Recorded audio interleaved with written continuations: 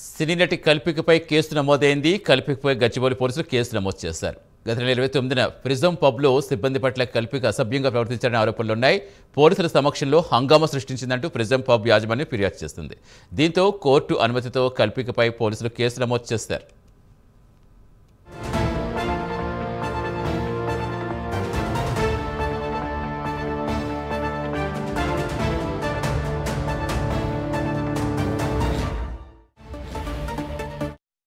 పూర్తి సమాచారం ఇచ్చేందుకు మా ఫిల్మ్ కరెస్పాండెంట్ మోహన్ జాన్వర్. మోహన్, ఏ సెక్షన్ల కింద కేసు నమోదు చేశారు?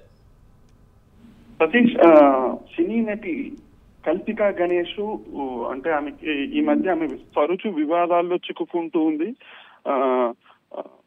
ఇంతకు ముందు అంటే కొందరు నటుల పైన ఆమె కొన్ని వివాదాస్పద వ్యాఖ్యలు చేసింది. ఇట్లా అంటే తరచు వార్తల్లో నిలిచేటువంటి కల్పిక గణేష్ రీసెంట్ గా ప్రిజం పబ్ పైన పబ్కి వెళ్ళింది. ఆమె బర్త్డే సందర్భంగా ప్రిజం పబ్కి వెళ్ళింది.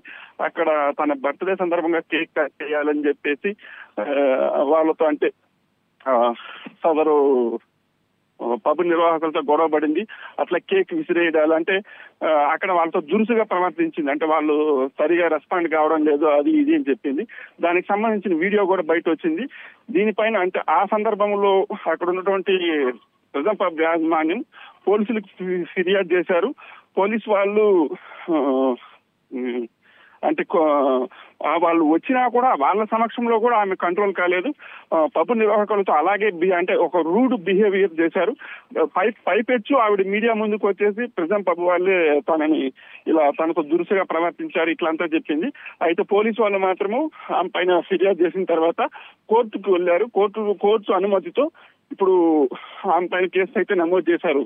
Satish. Right, thank you Mohan.